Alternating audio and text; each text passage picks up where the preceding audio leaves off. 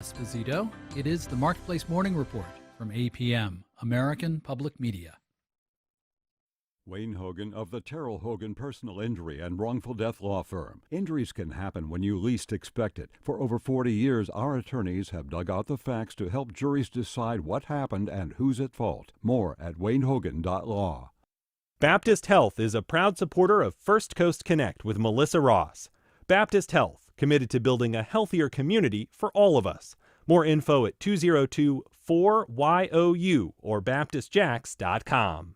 North Florida TPO, proud sponsor of WJCT's First Coast Connect, bringing to the community innovation in transportation planning, commuter services, clean fuels, and intelligent transportation systems. More at northfloridatpo.com.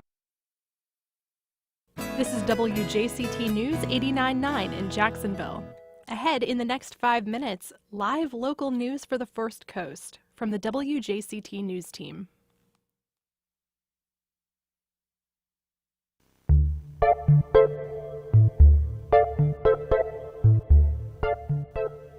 It's the biggest stories from the week. I'm Melissa Ross, and just ahead this hour on First Coast Connect, a look back at the week's top stories with our Friday Roundtable. Outrage after the city asked the Donna Foundation to postpone its annual Mother's Day 5K. Plant Vogel will soon be providing nuclear power to Jax. And Jaguars owner Shad Khan becomes one of the richest owners in the NFL.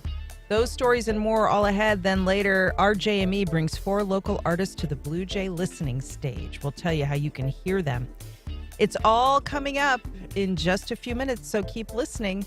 Our roundtable is on deck right after the news.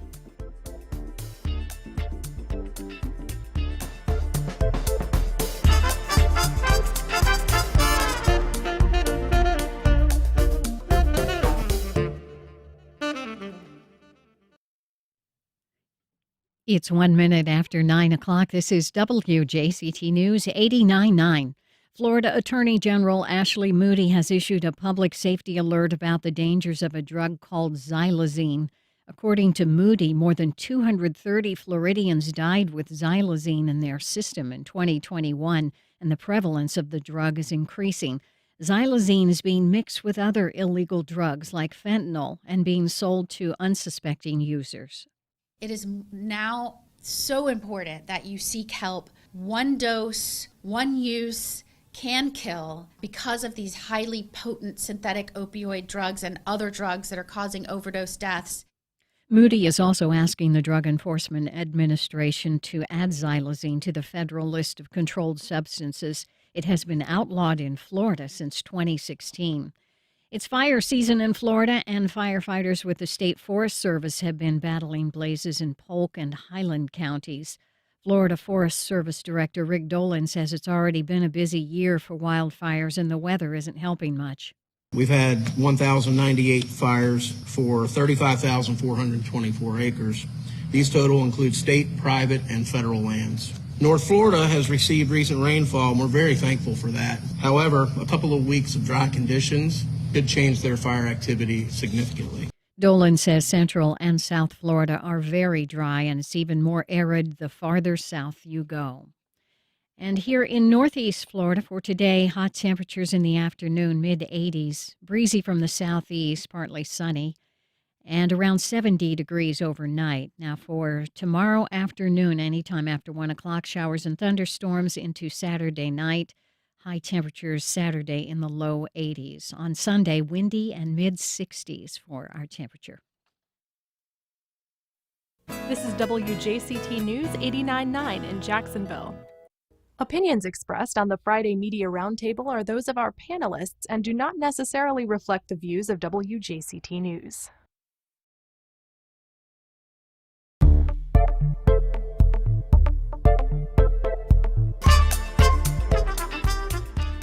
Outrage as the city asked the Donna Foundation to postpone its annual Mother's Day 5K. Plant Vogel in Georgia is on the verge of sending nuclear power to Jacksonville. And the Jags owner, Shad Khan, becomes one of the richest owners in the NFL. Some of the stories making headlines this week. Good Friday morning. We're live with you from Studio 2. I'm Melissa Ross, and this is First Coast Connect. Thanks for listening. Just ahead, all of the top stories of the week with our Friday Roundtable, and you can join us. It's 549-2937.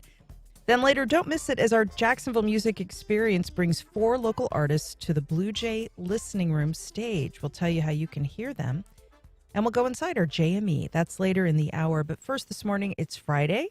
Never a dull news week in Jacksonville, Florida. And here to round up all of the week's top stories, we're pleased to welcome in studio David Bauerlein of the Florida Times-Union. Good morning. Good morning, Melissa. In a little bit, we'll hear about your rally downtown in James Weldon Johnson Park later today. Regular contributor Charles Griggs is here. Good morning, Melissa. Joining us on Zoom, Ben Becker of Action News Jax. Hi, Ben.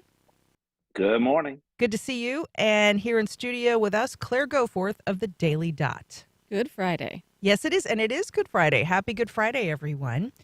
So we're live on the radio, everybody, or you can watch the video stream right now on Facebook and YouTube and see our glamorous panel because they are just so glamorous. I can't even get over it. It's just blinding me, the glamour. Friday is really good. Give us a call at 549-2937.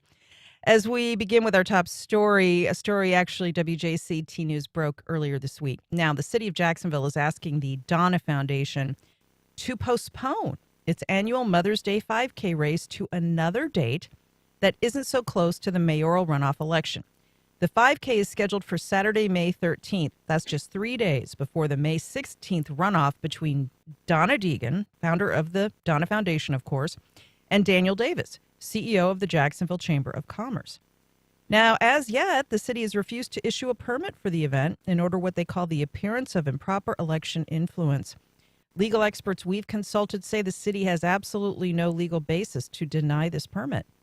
Deegan says they're not planning to change the date of the 5K. Here's what she had to say about the whole permit gate flap when she was here yesterday. I am sincerely hopeful that we can just go forward with our event as we have for the last 15 years and that it will be separated. I mean, I have never made any of the Donna Foundation events, the running events, about anything other than women with breast cancer and our goal to help those women financially and to support breast cancer research.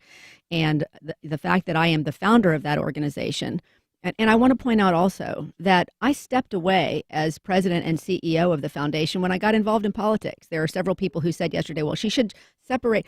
I did separate myself from the board of the foundation when I got involved in politics for particularly reasons like this. But I still support the very good work of the foundation, and so should everybody else. All right, let us know. Should the city issue a permit for May 13th for the Donna 5K, the Mother's Day 5K? Let us know your thoughts about this and the mayor's race. The runoff, as we mentioned, is May 16th. Give us a call at 549-2937. Emails to First Coast Connect at WJCT.org. Tweets to @MelissaInJax. Facebook always open. I've taken a little heat for calling this permit gate, but I have so little fun left in my life, David. So little. Allow me the occasional flights of fancy. David Bauerlein, how is this going to shake out, and what does this mean for the mayor's race? Well, for the mayor's race, it means it puts attention, quite frankly, on an event or Donna Deegan's support over the years for breast cancer research and awareness. I think this really is to her benefit in terms of the whole issue. I don't think it hurts her. I think it probably helps her in terms of this idea of her unity campaign. That would be my take on it. It'd be one thing if the Donna Foundation scheduled this event for the first time on this date and it happened to be 3 days before the election, or if it usually was later in the month or earlier in the month and they moved it to this date. This has been a tradition where every year they've had this Mother's Day weekend race on the Saturday before Mother's Day. There's been nothing to indicate that Donna Deegan plans to use this as a vehicle to get out the vote or to rally the troops by talking to runners at the race. So it is what it is. It's a race to support awareness and money for breast cancer treatment. So I think probably it helps Donna Deegan more than it hurts her in terms of the attention being put on this issue. So maybe an unforced error from City Hall? Charles. Well, I don't really think that this isn't a calculated risk by those folks who are attempting to support Daniel Davis. This is something that as unforced errors go, they really could end up backfiring, because this is drawing way more attention than Donna Deegan could ever pay for in earned media around this. First of all, she was on your show yesterday, and I'm certain she's going to be making the rounds. We've seen coverage on all of the stations about this, and the Times Union. All of the media is talking about this, giving all of the attention to Donna Deegan's foundation with her name on it, and is how it's juxtaposed up against the normal day-to-day business of the foundation versus the campaign. It's like David just mentioned. It's clear to see that this isn't something that was calculated or set up in order to support the campaign. It just happened to be. I mean, we just finished. They had the 26.1 back in February, and that was prior to the primary. So there's consistency in the way that the foundation's operated, and in doing this, it really calls attention to the motives behind how we arrived at this in terms of not permitting the race. Those that support Donna Deegan have pointed out to WJCT News that Daniel Davis, CEO of the Jacks Chamber, greatly benefits from his position at the chamber as he runs for office. There's been no call for chamber events to be stopped. On the other hand, Davis supporters say, well, the 5K actually has Donna Deegan's name on it, so they see that as a somewhat faulty comparison. Ben Becker, I wanted to also point out that local media published this statement from Chief Administrative Officer Brian Hughes saying that it was unfortunate that the foundation ran to the media to complain about this. That is inaccurate, at least from my perspective. Nobody from the Deegan campaign or the foundation contacted me when I first tweeted about this. I received calls from establishment Republicans who knew about this and contacted me outraged that this was being done. So just to clarify, that is where the initial tip came from. Ben. Well, you made the point before about you've spoken with legal authorities about this, and it doesn't appear the city has any ground to stand on. It does raise the question of, I don't see how you can question how this is even in the city's purview to question this concept in the first place, even if it was being used in the manner in which it's being suggested. It's not, from what I could gather, it doesn't really seem it would fall to anything the city should or could care about. Now, with that being said, from a purely political point of view, no one wants to be anti-breast cancer awareness. And it would appear that all this does is create a scenario where it looks like the city is being anti-breast cancer awareness. And you add that to what happened in the mayoral campaign with Leanna Cumber, where ethics came out and said city council put together that JEA committee to look into her dealings with the potential sale a few years ago, and that it determined that part of it was politically motivated. One could take this and take the situation with Leanna Cumber and draw a conclusion that we have a combination of anti-female sentiments coming out of City Hall, whether City Council or from Suite 400, and that's not necessarily something that is something that you necessarily want to run on when 51% of the population in the city are females. I think those are all important points. And also, to Ben's point, Claire, will Republicans that supported Leanna Cumber in the first election and were outraged at what they perceived to be a politically motivated ethics investigation against her, will they throw their support now to Donna Deegan in this runoff, or will they support the Republican Daniel Davis? Yeah, I mean, Donna's looking for the swing vote here and looking to drum up turnout, which I think that City Hall's move is really helping her drum up turnout, especially if they do persist in denying the permit. I mean, it is a very petty thing to do. And, I'd be interested to hear some polling on the supporters of Leanna Cumber. I presume that she probably got significant support from Republican women. And, women are turning out more and more in elections. So women are motivated to be more involved in politics these days with everything that's going on nationally and locally. So it'll be, come May, it'll be an interesting result to see what happens with those supporters who were pretty disgusted at the way Leanna Cumber was portrayed in the campaign and the politically motivated, in many people's views, ethics investigation. Let's begin with a female caller. It's 549-2937. Give us a call here on our Friday Roundtable. Linda in Mandarin. Go ahead, Linda. Yes, I am appalled with our politics in general, with that the City Hall, which should stay in its lane and try to eke out the next few months it has left to do the people's business and not be petty. They have shown us that it's a move across the country just to be authoritarian. They don't have to do anything that the citizenry want. You know, I've supported the Donna Foundation through running because I had a first cousin in her 50s that died from breast cancer. So I want to do a call out to every woman in Jacksonville, breast cancer survivor or not. The city appears to be not supporting funding. This is not just supporting breast cancer awareness. This is money for women who are surviving breast cancer. And how dare they stick their nose in it without any documented rule? What rule in public zoning or permitting is this permit against? They can't do it. It's just they have a feeling. Now, if a woman was in the middle of this and said, well, we don't want to do something because we have a feeling that this doesn't look right, she'd be called emotional. Our government, this is what we got for because Curry got in there with 13%.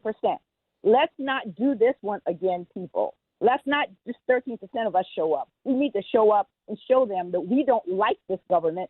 They should stick to the business and not be petty politicians, but that's all they know how to do. Bye. All right, Linda's upset. David Bauerlein, just to clarify, according to the city, they haven't tried to cancel the event, but asked the foundation to postpone it until after Mother's Day. Of course, that's a logistical nightmare, and it's a Mother's Day branded event. Right, exactly. And that is a good point to make. The city has not denied the permit, has not said it will deny the permit. It has offered this, quote, suggestion to move it to a week later so that it happens after the election. Of course, our argument is that if it were to go on the Saturday before Mother's Day, that somehow that would be the city putting its finger on the scale by virtue of the fact that you have police officers out there. Now, those police officers would be paid for by the foundation. They are something that are a part of every event like this to, provide safety and security for people who are participating in it. So the city, as far as I know, they're not a sponsor of it. They're not putting money into it. So I don't know I don't really see that people are going to perceive the city as a sponsor or advocating for Donna Deegan by having police officers and firefighters there to help with the What if event. it was a campaign event? Would they deny a permit for a campaign event? I mean, that would be... Actually, when Deegan ran for Congress, it's my understanding that they did actually give her trouble over a permit for a congressional campaign event. That goes back several years. Yeah. Right, that was at a park. I think she sought a permit for a park and was denied. And then later there was a permit issued for a Trump get out the vote rally in a Right, park. so people perceived double standard there. Charles Griggs, if they deny her this permit at this stage, the blowback's going to increase 1,000-fold. The city, politically, looking at this, I don't see how they can possibly at this point tell her she can't have her event on the 13th. But what do you think? Well, there are consultants out there to get paid a lot of money to advise people to say this is a good idea. And I'm fairly certain that someone sat in the room and said, if we do this, it'll pay off in the end. The bottom line politically, though, is that we do that game about turnout and how many people show up. If we had the same turnout that we had last month in terms of the primary, Daniel Davis would need to pretty much receive every Republican vote that came out and voted, and the MPAs. If we did the same numbers for Donna Deegan, she'd need some additional help. She'd probably need an extra. She needs Republican votes. She needs Republican votes. And so in the end, what both campaigns are trying to do are siphon off people who are maybe perhaps considering voting for the other person. In Donna Deegan's situation, she's definitely looking for perhaps her easiest path would be Cumber votes. and if she can get 2 or 3% of those, of her 7%, that could likely, be a difference in this campaign. What they have to do, and I guess what, perhaps what they're saying to them is that we need to hold as many of our Republican base voters as possible. So we're going to do every single thing we can in our power, to appeal to those voters, and those people are likely folks who are hardline Republicans and like intact. the city taking this tack. Sure, Exactly. Yeah. Mark on the west side. Go ahead, Mark. Actually, I wanted to talk about a different topic, but regarding this, isn't any publicity good publicity? Well, yeah, that's a good point. I think and I appreciate the call, Mark. Call us back when we move on to other topics. Ben Becker, yeah, I mean, Daniel Davis has a lot more money than Donna Deegan to spend on TV ads. So this has been a godsend of free media for Donna Deegan. Yeah, it's certainly helpful, no doubt about it. It gets her name out there more, and the discussion helps, and also makes her more of a sympathetic figure to people who are on the fence. And I think the point being made about the Cumber votes, that would be critical for her to help push her across the finish line. I mean, if she's looking for a path forward, it's going to be those votes, women who want to support a woman.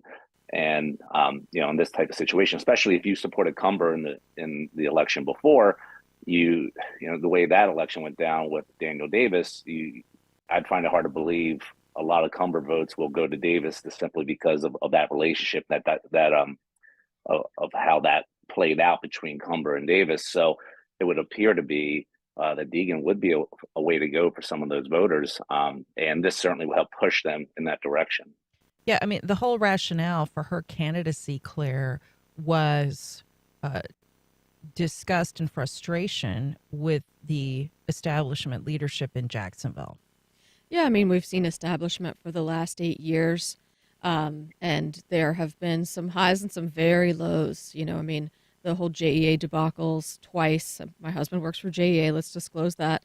That left a really sour taste in a lot of people's mouths, and a lot of people perceived that it was the establishment was pushing that because they wanted the windfall from the sale for their little pet projects. Donna Deegan wants to bring a new era of politics to Jacksonville. This is a city that's had Republican leadership for all but 4 of the past, 30 years. We have never had a woman mayor. She is running on a message that is more centrist Democrat. She's talking about funding for police, but also some other initiatives that do enjoy support among the populace, more soft touch type things. Are people happy with the way politics have been going in Jacksonville? Or do they want something new? That's the question that people need to answer when they go to the ballot box in May. And give us a call. It's our Friday Roundtable at 549-2937. And thank you for teeing up my next discussion point perfectly, Claire Goforth. Let's talk about energy for a bit. Did you hear about this? A nuclear reactor in Georgia is almost ready to start providing electricity to all of us down here in Jacksonville. Georgia Power says their Plant Vogtle Unit 3 has generated electricity for the first time. At the same time, nuclear operators started hot functional testing last month at Unit 4. Both mark major milestones, toward full operation. Now, JEA says once these units are fully online up in Georgia, Plant Vogtle will start adding carbon-free electricity via nuclear power to our local energy mix. As we discuss this, what are your questions about nuclear power and its expansion in our area? Give us a call. It's 549-2937. David Bauerlein, this has been a long time coming. There were all sorts of delays and cost overruns with Plant Vogtle. JEA also has an onerous contract with that plant that they tried to get out of and couldn't. But the bottom line for the ratepayers is, some of what's turning on your lights at home now is going to be nuclear power, which is a big change. Definitely a big change. And it's really a classic if we knew then what we know now scenario, because this was done in 2008. At the time, it looked like they had a pretty good contract in place. It ended up being double the cost to build the nuclear power facilities there in Plant Vogtle. It took years behind schedule. So it's going to cost a lot more to ratepayers than it would have based on the original figures. On the other hand, it is carbon-free electricity. It's available 24 hours a day, 7 days a week. I think it's going to be about 12 or 13% of JEA's power load. So for a utility that right now I think is less than 2% in terms of renewables, carbon-free type of power, this is a big advance for them to be able to start to provide cleaner electricity. But it's going to cost more, and there's going to be rate increases. So we already had one that's taking effect, I think, this month, and then there's going to be some more in the coming years to pay for the cost of this project. Yeah, bottom line, we're all going to pay more. Charles Griggs. Yeah, and that's the thing. From a consumer perspective, people are hoping that when they hear something, a project this large come online and a big announcement, behind significant delays, they wanted to pay off for them. They wanted to make sure my light bill goes down, my water bill goes down, the energy bill goes down. That's not going to be the case. We're paying the cost for cleaner energy, and ratepayers aren't going to be happy with that if it's very significant. And not only that, Ben Becker, JEA laid out really ambitious targets for reducing carbon emissions, weaning itself off fossil fuels to generate power. That is a steep hill to climb for JEA and other utilities around the country, but it's become an increasingly urgent priority for them. That also in the short term will mean, most likely, that we'll all have to pay more for energy. Well, that's the catch-22 for it. We're talking about the increased costs with this. I believe that number is $3 billion. That's the amount of money that JEA is on the hook for when it comes down to it. Certainly a lot more than they anticipated when this thing started way back when. And it's interesting. We are where we are right now, but if you want cleaner energy, this is one way to go about it versus coal and things of that nature. But this is one aspect with nuclear power, and we probably would have more nuclear power today. I was talking to an expert in the field, and they said, the one reason why we're in the energy predicament that we're in today is simply you can go back, 40 years ago or so, and it was 3 Mile Island, and because of that episode there, people got scared off from nuclear power. So it took decades for people to finally start to I wouldn't say even crawl back towards it, but just to consider it in some respect. So, there's a dangerous sound to it, but it's cleaner energy and it should be cheaper if done properly. In this case, though, not to say it wasn't done properly, but it is going to cost more, but we'd be in a lot better spot. One could argue if it wasn't for one mistake about 4 decades ago. Absolutely. 549-2937 as we talk about nuclear power. On Facebook, Joe says, JEA is finally going to have some competition. Well, not really. They're just getting some of their power from this plant. She also says, what is the effect of nuclear waste on the community? I don't understand why this is going to cost us more. Claire Goforth, that's why we're talking about this. People, they're trying to understand this better. Right. Well, we agreed to a bad deal, basically, is why it's going to cost us more. And the plant ended up costing way more than initially anticipated. So that is how we're ending up paying more. I would love to know what the cost per kilowatt hour is. That calculation eluded me. I tried to do it quickly this morning, but it just did not work out. I'm sure someone smarter than me, David Borling, could figure it out. But, nuclear is the future if we want to stop producing so much carbon. That's reality. It's a shame that a horrible accident did lead us to get away from nuclear power. The nuclear waste. Chernobyl as well, yes. Scares people and terribly. then what Fukushima as well? Yes. But we've come a long way technologically since then. There are things that we can do to protect the community. It's worth noting that Plant Vogtle is not in Jacksonville, but there are nuclear subs at our base in Mayport. So, in reality, there is nuclear power around us. People always point to the Navy, time. As the shining example of nuclear power being used safely. That's right. Okay, 549-2937, JD on the north side. Hi, JD. Yes, the question I have is that what's going to happen in the years to come when a tornado rips down those wires, those high voltage wires, shooting that electricity 300 miles down here from Augusta, Georgia. What's the backup plan? Because now we're going to be, using that electricity. Then catastrophe strikes. Then what happens? What's the backup plan for JEA to provide the electricity? That's the question I have. I'll take it off the air. Thank you. All right. Let's turn to our brainiac here, David Bowerly.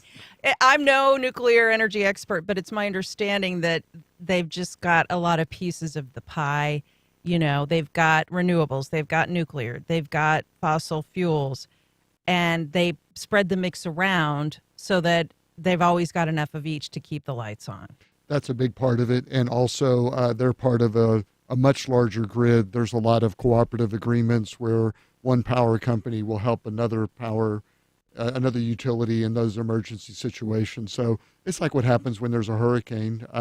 There are backup power locally, but also there's this cooperative multi-state grid that can be called upon in those situations. Yeah, thank you for that. On Facebook, Tom says the Navy couldn't afford to go fully nuclear, so it should have been realized that the cost of nuclear power would be problematic in the civilian world. On Facebook, and Nell says, overdue and over budget on this plant, it will all cost us more as users. Now, Charles, the fact that we are going to see rate increases no matter what, I think will stiffen the spine of our local political leaders to continue to fight this effort in Tallahassee against legislation that critics have called a backdoor way to once again open the door to privatizing JEA. This bill in the state capitol that's being championed by legislators who have received donations from Florida Power and Light, which, of course, as we all know, tried to take over JEA. This legislation is being seen by critics as another way to allow Florida Power and Light to eventually get their hands on JEA. So JEA remains a potent political issue in Jacksonville. It's never going to go away because JEA is such an attractive tool for people out there trying to make money. I mean, just think about when this Plant Vogtle deal was made.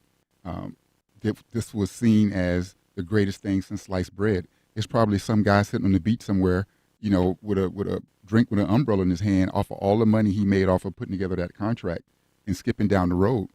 What we know now is that it's economically infeasible. That's JEA's words, to build nuclear power plants. And no one else is doing it. This one just happened to make it across the finish line. So very painfully. Very painfully. Yeah. I mean, and so, for this may be one of those situations where we look back and this is used as a way to say, hey, maybe the citizens, ratepayers cannot afford to keep JEA, and we need something in place. But from the legislative standpoint, there can be carve-outs put in for to protect our local utility. They can be, but we'll see how the legislature acts upon that. And if not, then we will see. We'll continue to see backdoor opportunities to try to get at JEA. 5492937. Ben Becker, Action News. The entire city council signed on to a resolution opposing this legislation that would limit JEA's ability to give money into the coffers of the city of Jacksonville, essentially, and they're calling for carve-outs here in Duval County.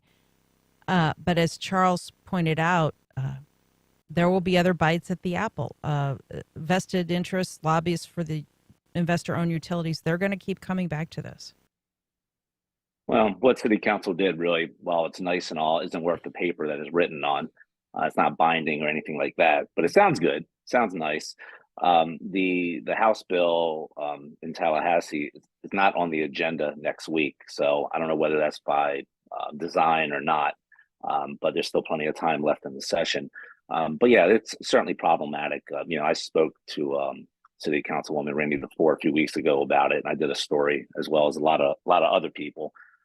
She mentioned the backdoor aspect of it. Yeah, and the city is unable to get its $122 million a year from JEA. If this legislation prevented that, then it puts the city in a position where then what point is it to have JEA if you can't get the 122 million every year? So it creates that scenario where maybe you should sell it, and who'd be have their arms waiting to buy it. The critics of the legislation would say it's FPL, which we've mentioned here. So will this happen again? If this goes down in flames, it might.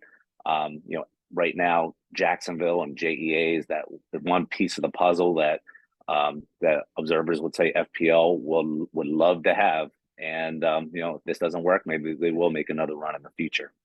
I think that's absolutely right, Claire. JEA is, I believe, probably the biggest municipal utility in the state that FP&L would love to acquire. There are a number of them around the state, but correct me if I'm wrong. I'm sure people will.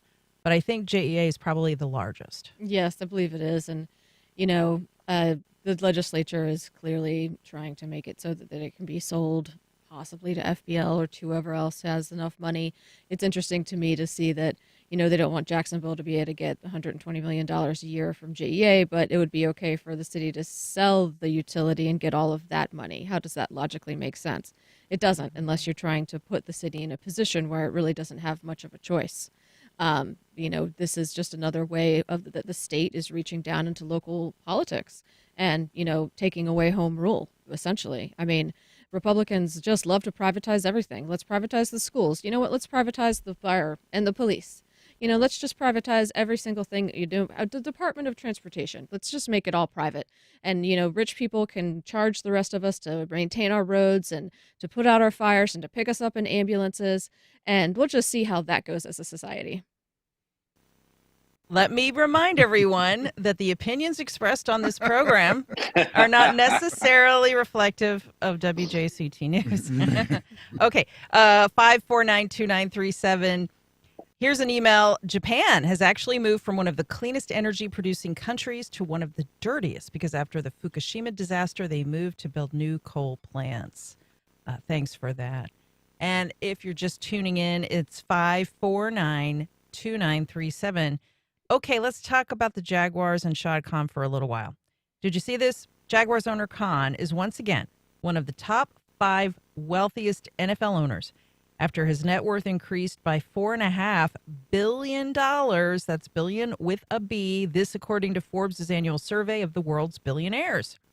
Now, Khan currently has a net worth of about $12.1 billion. I think that's just a little more than your net worth, David. I think he just beat you.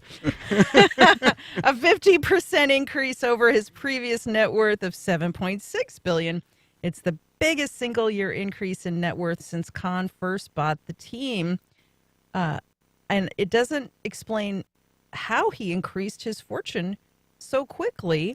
Of course, he got rich when he purchased auto parts supplier Flexengate in 1980 and designed a very highly coveted truck bumper. He also owns the Fulham Soccer Club in Indian and AEW Wrestling with his son, Tony Khan. Now, as we talk about Shad Khan and his incredible net worth, we want to hear your thoughts, folks, about the Jaguars and also your thoughts about the team coming to the city asking for money for stadium improvements and other things. This is always a contentious issue. 5492937. I'm curious how he increased his fortune so quickly in a pandemic. We don't know the answer to that, but he did it. David. Yeah, I don't know what caused it to go up so much. It's just staggering. It's almost hard to grasp the complete amount of money that he has. The economy, global economy, has been good for year after year after year. So perhaps that has helped. I mean, inflation has perhaps raised the cost of the parts that he is selling to these automobile makers. Certainly in the supply chain could have benefited him. Supply chain problems might quite possibly. And he's gotten into sports entertainment and he's had success there with the Jaguars. Or a good team last year. Fulham in England is, I think, in the top 10 in the Premier League. That's a lot of money that's coming in from the gate. This wrestling done pretty well. So he had a bad experience with a broadcast station channel that he bought. But overall, it looks like he might have raised his value of things like the Jaguars, and which gets to the point, I'm sure, of how much should he pay then for actually building a new stadium? I really think that's the question most people are asking that follow the team and like the team. Charles, with Khan sitting on such a huge pile of money, it just doesn't sit well with even diehard fans of this franchise for the team to ask for so much money from taxpayers for things like stadium improvements. Yeah, I'm not in the habit of measuring another man's pockets, but Shout out to Shah Khan for making all that money. Can a brother get a loan? But I would say he probably made all this money from the donut shop on Edgewood. But that he bought, yeah. But yeah, so the stadium situation is going to be tricky, and this is another one of those things that the mayoral candidates should be talking about. This is the conversation. It's a big issue for the mayor's race. Because we see this from a position of what's happening in Jacksonville. But if you look across the landscape of the NFL cities, it's done differently in most of these towns. Most recently, Buffalo, they got a $1.4 billion stadium funding, and it came from the state, right? The state of New York, not from Buffalo. So, good luck with getting that to happen here in Florida. So if you look at a lot of these stadium deals across the NFL, you don't really see a lot of local municipalities kicking in to the level of which Jacksonville is going to have to kick Hundreds in. of millions. Hundreds of millions. In Nashville, they're enthralled in the middle of it right now. They got money from the state, but the city is saying not so fast. So it's going to be interesting when you see someone who's been very successful at making money across the board. And congratulations on the success of the Jaguars, and congratulations on the success of growing your wealth. But the taxpayers are going to probably want to look at and want more scrutiny when it comes to how effective this new stadium or stadium improvements are financed. We should note, it's my understanding both mayoral candidates have given, let's just call them nuanced statements on this matter, not really committing to saying they would take a hard line against taxpayer money going toward stadium refinements. 549-2937. Jeff in Springfield, you're on the air. Hi, Jeff. Good morning. Hey, for all you glamorous JEA watchers out on your panel over there, has there ever been a proposal where JEA owns and leases solar panels to homeowners? There's got to be an economic model which says if they put panels on, they take care of the maintenance of it. No, I think the short answer is no. No, and it would be another income stream for JEA, making it more profitable and cheaper to generate electricity across a distributed network. Yeah, that is. And one other quick comment on the con thing. Okay. Net worth is not the same as sitting on cash. So be careful about how you evaluate his ability to shell out an extra billion. I'm not saying you're wrong, but good point. You just got to make that distinction that net worth is not the same as cash. Yeah, may not be liquid. Yes, thank you for that. Ben Becker, as someone who follows this team and has covered this team very well, your thoughts? Well, first off, Charles made some great points. A lot of state governments contribute to this, to new stadiums, not a lot of local counties. I think maybe it's Cook County in Vegas. I think it's Cook. Correct me if I'm wrong. They contribute a lot of money to the Raiders' new stadium out there. Clark County. It's Clark County out there. Cook is Outside Chicago. of that, it's mainly state governments that contribute the hundreds of millions of dollars to new stadiums. And the NFL model of new stadiums pretty much is this: it's socialized cost, privatized profits. So you go in these quote unquote public-private partnerships with cities, but the deal is they get to keep a majority of the revenue that the stadiums produce. And in a case like this with the Jags, you'd probably be looking at just like what it is now.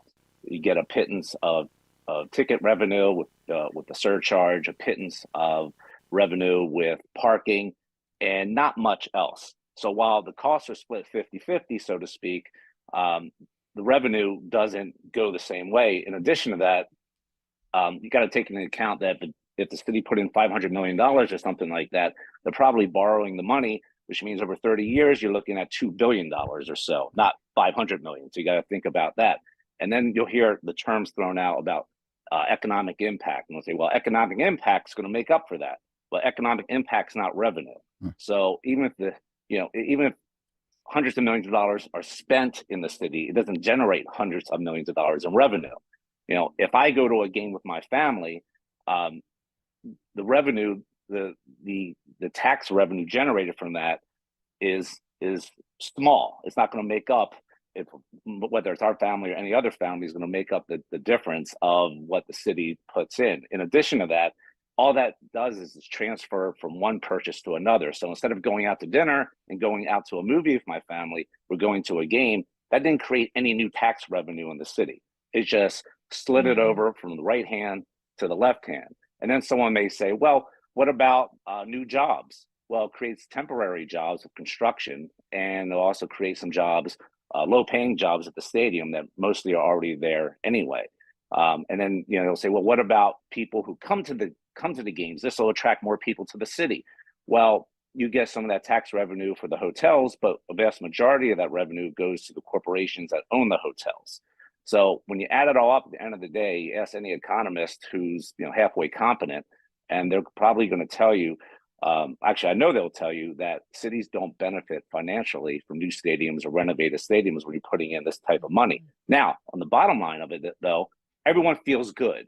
So if you feel happy and, it's like eating a lot of candy and you wake up, you have a buzz from it, and that makes you feel good and feel swell, well, so be it. But from a financial point of view, a new stadium or renovated stadiums, when you're putting in this kind of money, the economists will tell you it's a terrible deal. Yeah, and I just want to mention real quickly, these deals are very diverse across the board. In LA, SoFi Stadium is totally $5 billion privately funded, right? And then in Tennessee, again, the NFL is kicking in $200 million. The NFL, the league itself, the owners. So think about that while you're trying to negotiate your deal here in Duval County. A listener emails and says Shad Khan can damn well pay for his own improvements and projects with $12 billion in the bank. Of course, not all liquid, as we discussed, but I think that's probably a decent summation of the local sentiment out there. One call on this. Let's go to it before we say goodbye. Rick in Arlington. Go ahead, Rick. Hi. Yeah. I think what we should do is, rather than privatize JEA, let's privatize the stadium and sell it to Shad Khan. He's done a great job redeveloping Craven Cottage for Fulham Football Club in London, the beautiful stadium on the river, and he can do the same if he owned the stadium, and then we wouldn't have to worry about how much it was going to cost us. Tying all our stories up with a bow, Rick. Thanks for doing that. Thank you, Rick. Claire. Hey, we could sell JEA and buy the Jaguars. We could own our own team. But in seriousness, Ben really laid it out very well. It's spending all that money when you really don't see the ROI on it doesn't make sense to a lot of people. People love the Jags. I love the Jags. Huge fan, But do we really want to hand a billionaire several $100 million to build a stadium that we don't really get money back from? It's like Jacksonville has had this imposter syndrome for all these years as a city when we negotiate deals. And he lords it over us that he's going to take the team away from us. Maybe we should have more of a backbone and, understand that this is a very attractive market for the NFL. It is a very dedicated fan base. And that is an asset. And that is something that you can bring to the table. All right, let's go around the horn and round up stories that might have escaped your attention from the week. Yes, it's our lightning round.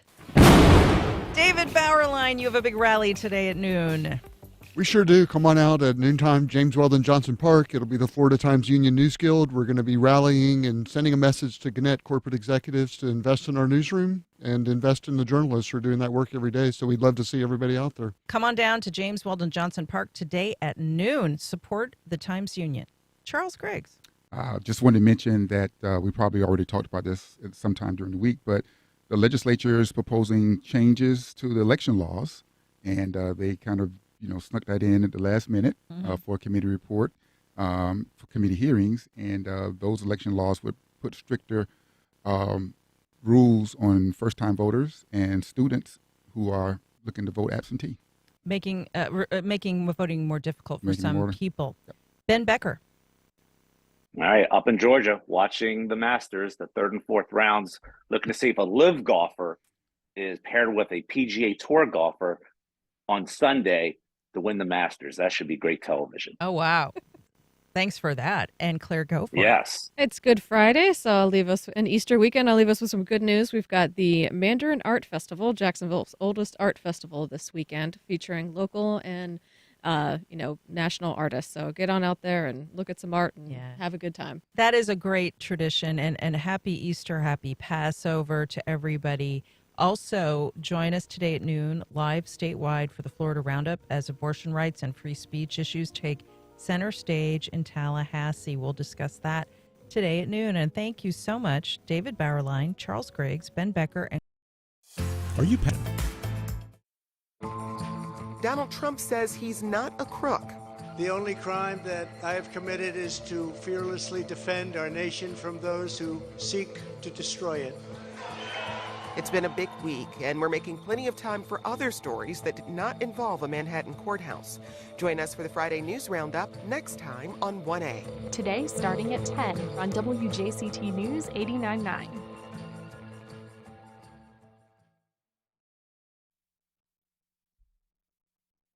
Welcome back. Well, the team at JME, our Jacksonville Music Experience, covers all the latest music news from artists far and wide, including local talent here in the 904. They put together all of the best sounds from national, international, and local bands into regular rotation. You can listen every day on the independent 89.9 HD4. That's our new music discovery station at WJCT. Now listen up. On April 15th, JME is bringing 4 emerging local artists to the stage at the Blue Jay Listening Room. Show, as you said, Kara, the owner over there, she's really put her heart and soul into this place and created a venue that encourages active and intentional listening, which is really nice. These JME Showcase Series events are a really great way to support venues and, of course, a great way to support the artists making noise here in Northeast Florida. But yeah, let's get to the April 15th lineup, though. I want to play something from singer-songwriter Corey Kilgannon. He's a Beaches-based musician, built up a substantial following. He's actually sold out the Blue Jay recently for the release of his latest record back in January. That was on his own. He'll join us on April 15th. We've been spinning a couple tunes from his new record over on the independent 89.9 HD. These artists who are playing, and even beyond this group of 4, I think there's so much talent in Jacksonville that, they would be popular wherever they were playing music. So. I love it. We have so many talented people, and you can read all about this at jacksmusic.org, by the way, where Matt writes about local talents all the time. So that's Corey Kilgannon. Who else is on the bill? Yeah, Lucy Lind. It was just 2 weeks ago when I came in here for our regularly scheduled DJ session segment. We heard a new single from Lucy. That one was called Mistakes with a Bottle. He's got yet another new song. He's a singer and producer, really a one-man production team, and he's just cranking out these earworms. Let's take a listen to the latest from Lucy Lind. It's a very tender tune called Play This When I'm Gone. 'Cause this time I'll be listening and I'll be down. Though I'll always love you, I never mean to cause you trouble. So baby, play this when I'm gone too, and baby, you'll be on your own soon. Tonight I won't be gone. Lucy Lind, another standout. Yeah. All right. Yeah, last up, or actually we're going to play 2 more, but I want to talk about Daddy first. This is the electronic pop project from Alexander Eli, formerly of the very popular local band Tomboy, if you remember them, Melissa. Alex is co-owner over at The Walrus in Murray Hill, which is in short order become this go-to spot to catch emerging artists from our local scene. Busy guy, amazing that he finds time to crank out such intricate and interesting music. I want to play Daddy's debut single. It's called Come to Love.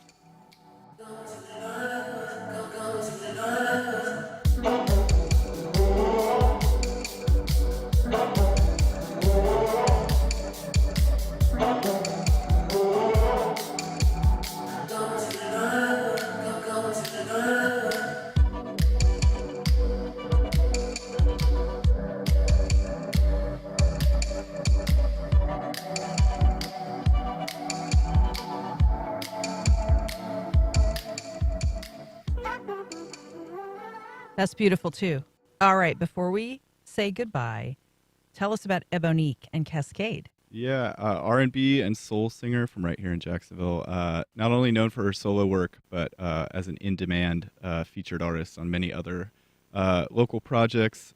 She's got an incredible voice, just a really good feel for tapping into, the emotionality of the performance of her songs. Her latest is called Cascade, and I think that's going to close us out today. That's right. So the JME Local Showcase Series featuring Corey Kilgannon, Lucy Lind, Daddy, and Ebonique is coming up at the Blue Jay Listening Room Saturday, April 15th. Tickets and more at jacksmusic.org/events. Maybe you'll see Matt Shaw there, which I'll would be a lot there. of fun. I Thank will you, be Matt there. Shaw. Thank you, Melissa. So we close with Ebonique and Cascade, and thanks for being with us this Friday. Happy Easter, happy Passover. Enjoy the music.